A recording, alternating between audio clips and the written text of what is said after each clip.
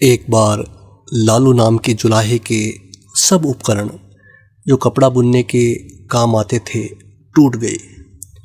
उपकरणों को फिर बनाने के लिए लकड़ी की ज़रूरत थी।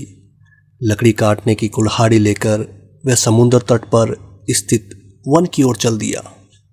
समुद्र के किनारे पहुंचकर उसने वृक्ष से देखा और सोचा इसकी लकड़ी से उसके सब उपकरण बन जाएंगे।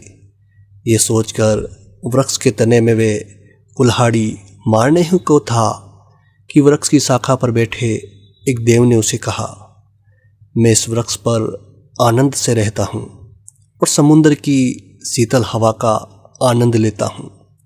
तुम्हें इस वृक्ष को काटना उचित नहीं। दूसरों के सुख को छीनने वाला कभी सुखी नहीं होता। जुलाहे ने कहा, मैं भी लाचार हूँ। लकड़ी के बिना मेरे उपकरण नहीं बनेंगे, कपड़ा नहीं बुना जाएगा, जिससे मेरे कुटुंबी भूखे मर जाएंगे। इसलिए अच्छा यही है कि तुम किसी और वृक्ष का आश्रय लो। मैं इस वृक्ष की शाखाएं काटने को विवश हूँ। देव ने कहा, लालू, मैं तुम्हारे उत्तरों से प्रसन्न हूँ। तुम कोई भी एक वर मांग लो, मैं उसे पूरा करूँगा। केवल इस वृक्ष को मत काटो। लालू बोला, यदि यही बात है तो मुझे कुछ देर का अवकाश दो। मैं अभी घर जाकर अपनी पत्नी से और अपने मित्र से सलाह करके तुमसे वर मांगूंगा। देव ने कहा, मैं तुम्हारी प्रतीक्षा करूंगा। गांव में पहुंचने के बाद लालू की भेंट अपने एक मित्र नाई से हुई। उसने उससे पूछा, मित्र, एक देव मुझे वरदान दे रहा है। मैं तुझसे पूछने आया हूँ कि कौन सा वरदान मांगा जाए। नाई ने कहा, यदि ऐसा ही है तो राज्य मांग ले। मैं तेरा मंत्री बन जाऊंगा, हम सुख से रहेंगे। तब लालू ने अपनी पत्नी से सलाह लेने के बाद ही वरदान का निश्चय करने की बात नाई से कही। नाई ने स्त्रियों के साथ ऐसी मंत्रणा करना नीति विरुद्ध बतलाया।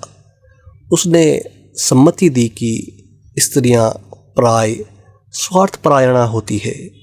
अपने सुख साधन के अतिरिक्त उन्हें कुछ भी नहीं सूझ सकता।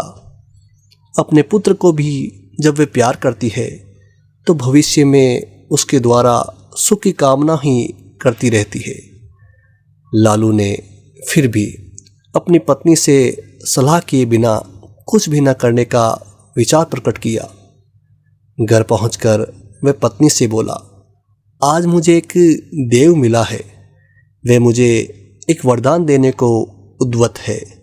नाई की सलाह है कि राज्य मांग लिया जाए। तू बता कि कौन सी चीज़ मांगी जाए। पत्नी ने उत्तर दिया, राज्य शासन का काम बहुत ही कष्टप्रद है। संधि विग्रह आदि से ही राजा को अवकाश नहीं मिलता। राजमुकुट प्राय कांटों का ताज होता है। ऐसे राज्य से क्या अभिप्राय जो सुख न दे सके। लालू ने कहा, प्रिय, तुम्हारी बात सच है। राजा राम को और राजा नल को भी राज्य प्राप्ति के बाद कोई सुख नहीं मिला। हमें भी कैसे मिल सकता है। किंतु प्रश्न यह है कि राज्य न मांगा जाए तो फिर क्या मांगा जाए। लालू पत्नी ने उत्तर दिया, तुम अकेले 2 हाथों से जितना कपड़ा बुनते हो उससे भी हमारा व्यय पूरा हो जाता है। यदि तुम्हारे 2 हाथ की जगह 4 हाथ हो और सिर एक की जगह 2 हो तो कितना अच्छा हो। तब हमारे पास आज की अपेक्षा दुगुना कपड़ा हो जाएगा। इससे समाज में हमारा मान बढ़ेगा। लालू को पत्नी की बात जच गई।